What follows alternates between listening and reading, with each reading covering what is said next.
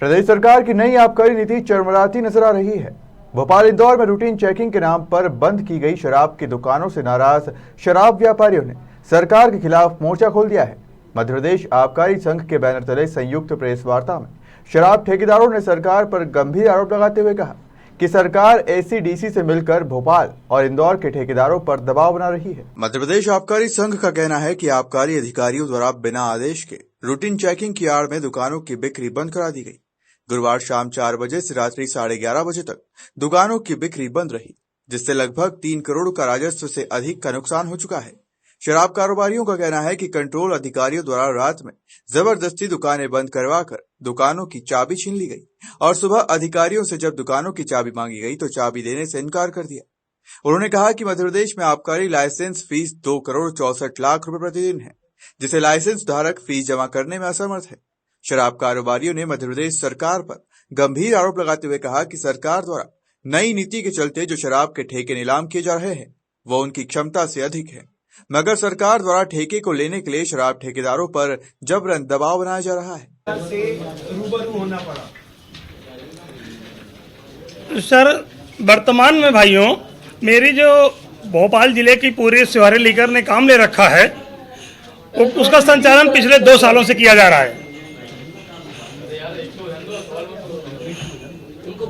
पिछले 2 वर्षों से जिसका संचालन सिवारी लीकर कर रहा है, नई आबकारी नीति जो तथाकथित रूप से फेल बताई जा रही है, उसका एक ताज़ा उदाहरण ये है कि 4 महानगरों में लगभग 33% ही रेवेन्यू सरकार ने अभी तक अर्जित कर पाया है। उसमें भोपाल और इंदौर और आपका जबलपुर और ग्वालियर भी आता है और उसी कैटेगरी में भोपाल इंदौर आता है। लेकिन अभी जब द्वितीय टेंडर हुआ तो सरकार के पास बहुत कम रेवेन्यू आया।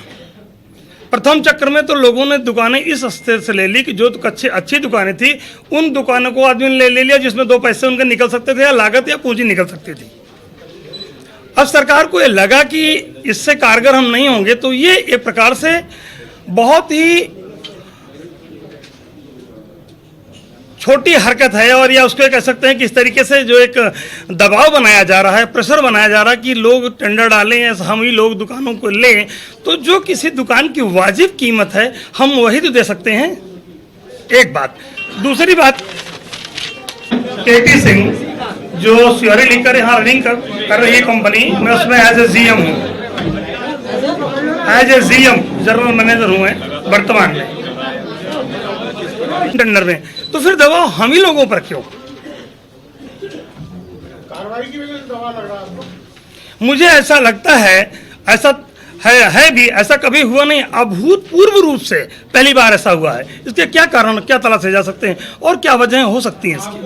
ये बताइए सर, एक मिनट सर, ये बताइएगा जब से पहले तो कारण ये बताइए कि उन्होंने किस नियम के तहत आपकी दुकानें 24 घंटे होकर बंद होकर आई गई है। दूसरा ये कि अभी तक के इतिहास में, आबकारी के इतिहास में ये क्या बंद हुई है सर? क्या मैंने कहा अभी से कि अपूर्व रूप से ऐसा हुआ है और आपके हमारे भाई पत्रकार भाइयों ने भी वरिष्ठ और योग्य अधिकारियों से पूछा इस बाबत, लेकिन किसी ने भी संतुष्टिदायक कोई जवाब नहीं दिया है, नहीं बताया। सीधा सवाल है, आपसे पूछ रहा हूँ, आपका क्या गवर्नमेंट की 60% रेवेन्यू के बराबर भी शराब मध्य प्रदेश में नहीं बिक पाती। ये हम भोपाल को मान लीजिए, आज गवर्नमेंट कह रही है कि 85% आपका उठाना अनिवार्य है। ये कैसे संभव है? इसका सीधा सा अर्थ होगा कि शराब मारी फिरेगी। तो ये सब भी फेलियर के एक पॉइंट हैं।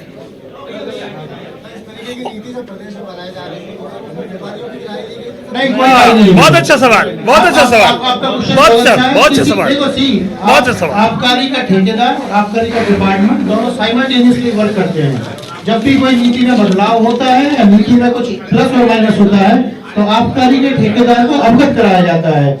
विगत कई सालों के बाद ये पहला ऐसा साल है कि आबकारी के ठेकेदार से कोई इनपुट नहीं लिया गया और डायरेक्ट पॉलिसी बनाकर उनके ऊपर थोप दी गई। इसमें स्पष्टता के हिसाब से हम एक क्लियर नहीं कर सकते कि किस अधिकारी, किस आला कमान, किस नेता के हिसाब से दबाव बनाया जा रहा है। अब मैं नहीं मालूम ही नहीं है, उजागर करने की कोई स्थिति भी नहीं है, क्योंकि हमारा एक रनिंग टेंडर है। नहीं, कोई लेन देन की बात नहीं है। सरकार का एक रेवेन्यू जो हर साल सरकार अर्जित करने का प्रयास करती थी, पिछले कई 2 सालों से, विगत वर्षों से कोविड और कई प्रकार की समस्याओं के कारण लोगों के पास फाइनेंशियल कंडीशन अच्छी नहीं है। और सरकार के द्वारा नीतिगत इंक्रीमेंट के हिसाब से ठेकेदार इस स्थिति को बहुत ही चुनौतीपूर्ण रूप से ले रहा है। फंडामेंटली बहुत ही क्लियर है ये बात। हम अगर उस ठेकों को लेंगे तो हमारे घर बिकेंगे, मकान बिकेंगे, तो हम इंटरेस्टेड नहीं है कि सरकार की जो फेल्यूर पॉलिसी है उसके साथ we will go ahead. So we drop the plan, but still we are the regular contractor, legal regular contractor. But कल रात से सरकार जितनी तरीके से हम लोगों को परेशान कर रही है, इनफैक्ट इंदौर में, भोपाल में, वो बहुत ही पैथेटिक और पैनिक है।